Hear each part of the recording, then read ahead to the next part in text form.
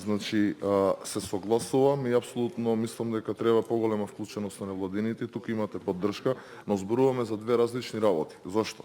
Биографијата се однесува во однос на работното искуство и во однос на што тој кандидат има сработено. И тоа е за почитување, ќе поставуваме прашање, ќе ги разгледаме. Но најголем дел од условите се докажуваат со поднесување на документи. Државјанин треба да доставите државјанство. Дали имате стекнато 240 кредити или 7-1, треба да доставите диплома од завршено образование. Дали имате правосилна судска, значи треба да видиме документ од суд или од централен регистар во однос на забрана завршена професија, должност. Значи тоа ние не можеме да го знаеме со интервју на кандидатите.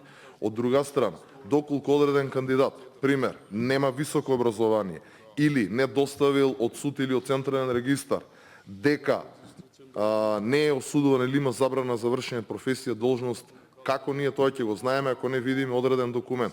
Затоа давам предлог.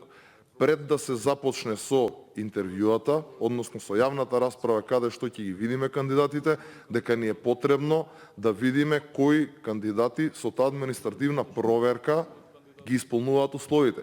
Повторно ќе кажам, безпредметно е да интервјуираме кандидат кој што не ги исполнува условите и од сам старт знаеме дека не може да биде член на комисијата.